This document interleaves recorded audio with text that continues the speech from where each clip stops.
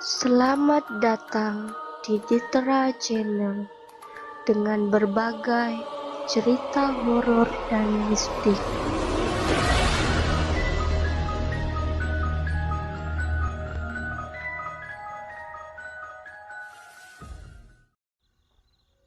Penghuni rumah tua. Kejadian ini aku alami beberapa waktu yang lalu. Lebih tepatnya ketika malam sebelum pemilihan kepala daerah. Saat itu aku dan beberapa rekanku sedang geladi bersih di sebuah rumah yang dijadikan sebagai tempat pilkada esok hari. Sebelumnya, di pagi hari aku dan rekanku sudah ke tempat itu untuk bersih-bersih. Dan saat itu juga aku untuk pertama kalinya masuk ke dalam rumah dengan suasana yang benar-benar sangat berbeda. Dingin dan sedikit lembab. Kondisi rumah pun tak terurus. Bahkan meja dan kursi banyak yang rusak. Entah itu dimakan rayap atau busuk karena tergenang air. Karena di pintu ruangan tengah terdapat genangan air, mungkin karena atapnya yang bocor. Rumah ini sangat besar, bahkan aku dan rekan-rekan membutuhkan waktu lama untuk membersihkannya. Dan kami juga harus membersihkan halaman, karena halamannya juga sangat kotor. Apalagi ditambah dengan keberadaan pohon kelengkeng yang mungkin usianya sudah sangat tua. Karena sejak aku kecil, pohon itu sudah berdiri kokoh di depan halaman rumah itu. Bahkan, mungkin ukurannya sudah hampir sama dengan pohon beringin yang besar.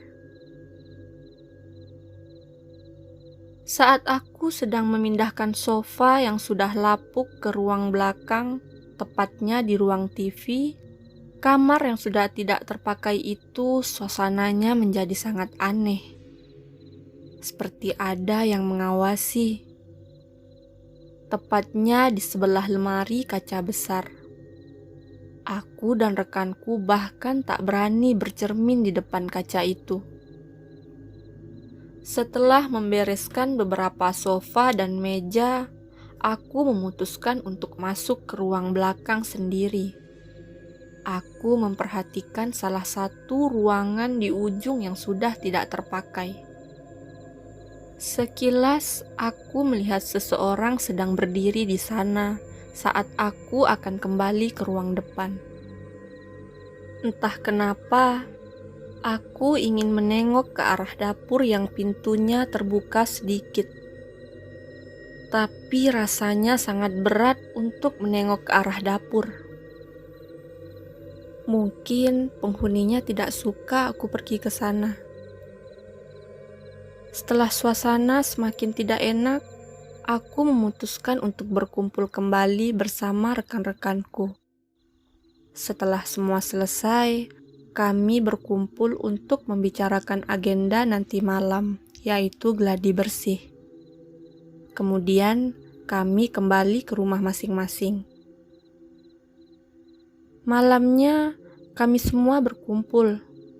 Walau hanya ada 4 orang dan 1 anak kecil yang merupakan anak dari rekanku. Kami membahas tentang jalannya pilkada esok hari dan segala macam yang berkaitan dengan pilkada. Sampai pada akhirnya, anak dari rekanku bilang kepadaku, seperti ini kurang lebih. "Mbak, itu di pojok belakang ada putih-putih." "Di mana?" "Di dekat pintu yang mau ke dapur."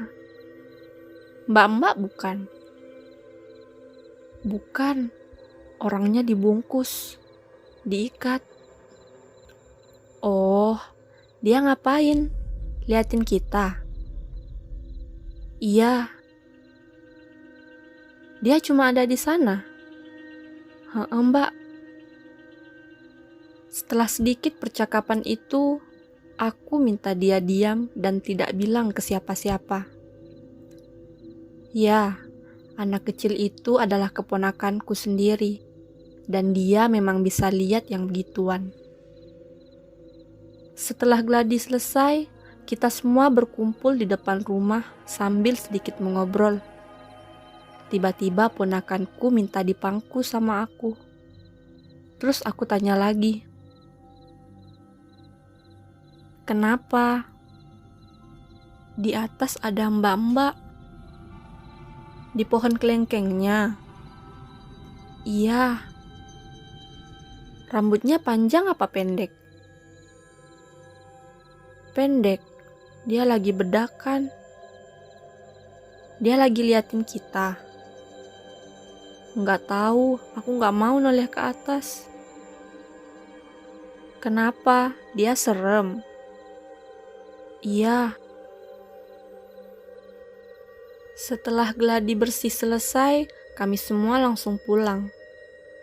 Aku sendiri langsung tidur dan tidak terlalu memikirkan hal tadi, karena besok harus bangun lebih awal untuk pilkada. Keesokan harinya, kami melaksanakan pilkada serentak, dan semua berjalan lancar. Sampai pada akhirnya tiba di sesi perhitungan suara. Semua saksi dan anggota KPPS berkumpul untuk sesi yang satu ini. Setelah perhitungan suara selesai dan dimenangkan oleh salah satu kandidat, kami semua beres-beres dan mengumpulkan data-data yang akan diserahkan ke kecamatan. Saat itu ponakanku datang untuk meminta uang pada ibunya. Tak selang berapa lama setelah ia meminta uang dan membeli jajan, dia kembali ke tempat pilkada. Saat itu dia langsung datang kepadaku, dan aku pun langsung bertanya kepada ponakanku, "Yang tadi malam masih ada?" "Masih." "Masih di sana?" "Enggak, dia pindah ke pintu dekat kamar." "Oh, mbaknya masih di pohon?" "Enggak ada, cuma ada anak kecil, tapi dia di dalam." "Di mana?" Ponakanku menunjuk ruang di mana kita naruh sofa-sofa yang enggak kepakai. "Cewek atau cowok?" "Cowok." "Lagi ngapain? Liatin kita?" "Enggak, dia lagi main."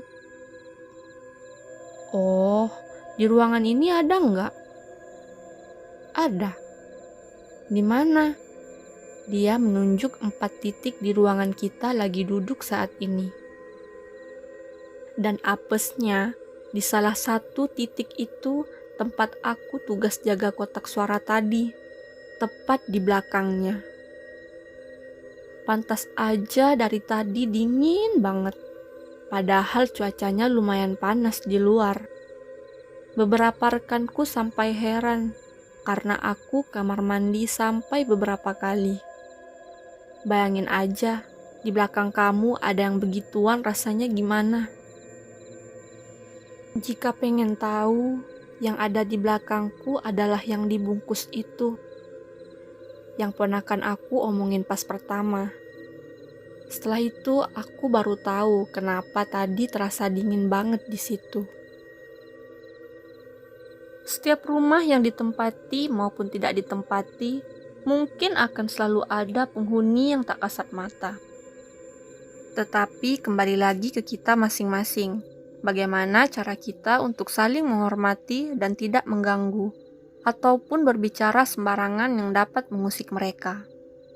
Oke, sekian dulu cerita kali ini. Sampai jumpa di video berikutnya. See you!